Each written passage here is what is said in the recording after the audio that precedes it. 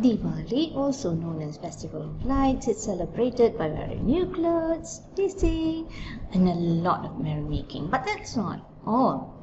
There are many lessons for life that we can learn from the rituals carried out during Diwali. Here is my Diwali story. First, the preparation stage. During this stage, there is a lot of cleaning. So I start cleaning the house about a week before.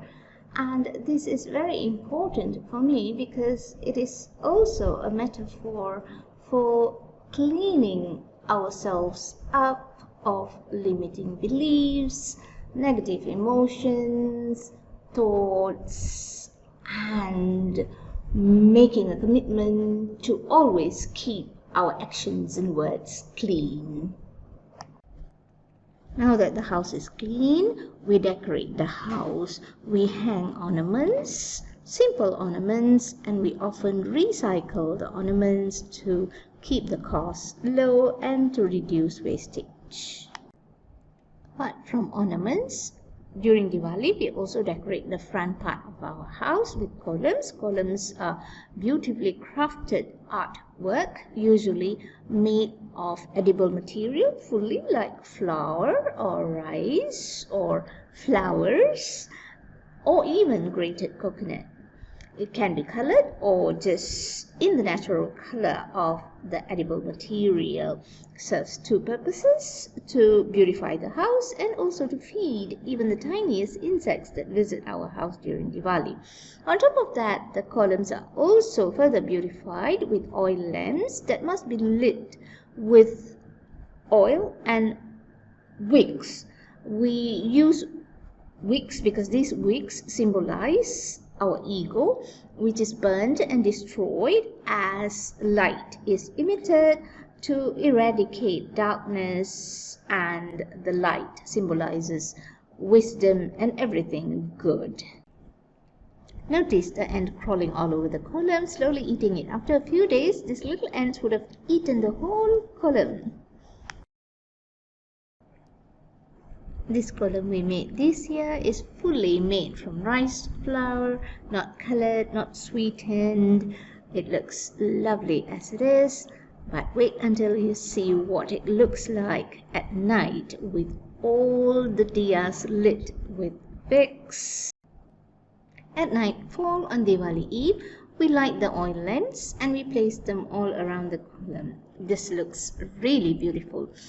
It is said that this beautiful column decorated with the lit oil lamps will attract Goddess Mahalakshmi to come and visit our house, and Goddess Mahalakshmi is a symbol of wealth and prosperity. When we display the column, it is a promise to Goddess Mahalakshmi that we not only have cleaned our house, but we are also committed to cleaning our person by burning our ego, just like the wick within the oil lamp that is burning.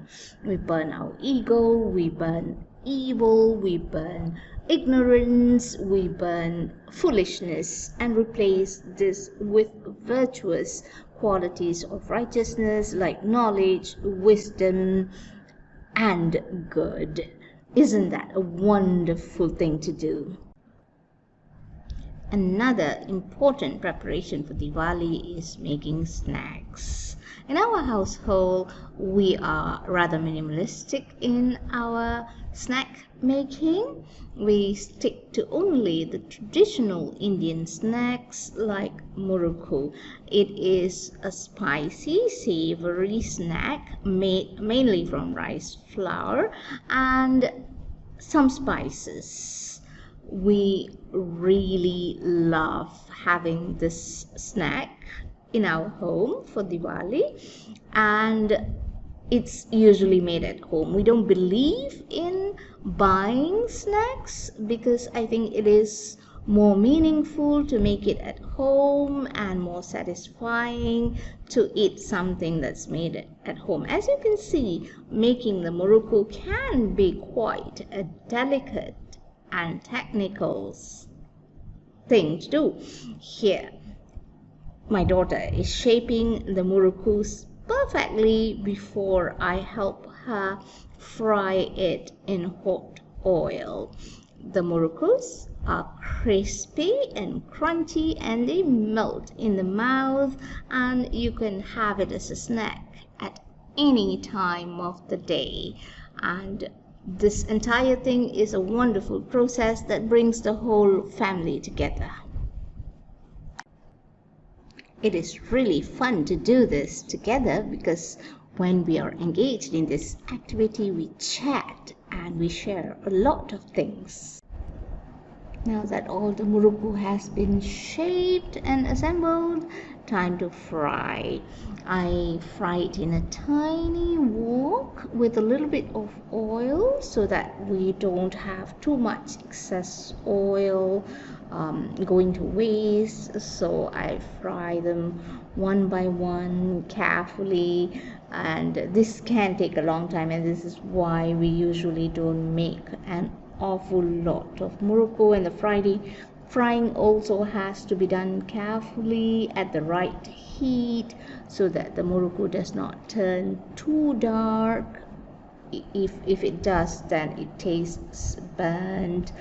So I have to do this carefully so that the beautiful shape of the muruku is retained.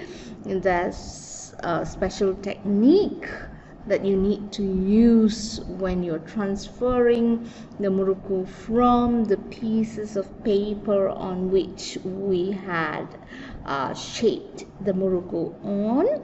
I will be showing you shortly, and you can see that the muruku just stops fizzling in the oil and it browns a little. At that point of time, it just needs to be turned over once and taken out from the oil. Now I'm going to show you how to flip the muruku from the paper to the spatula and then use the spatula to transfer the muruku to the oil. Quite a delicate task that must be done carefully, and this is why I fry no more than 2 pieces of muruku at any one time, because I'm quite novice when it comes to making muruku.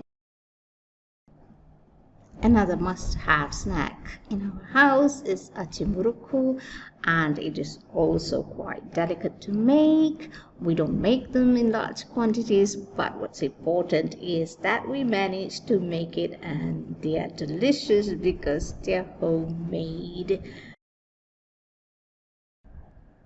It is said that every snack made for Diwali must be first offered to God before we eat it, but that never happens in our house because Choti gets the first of the snacks. Choti is our dog, by the way.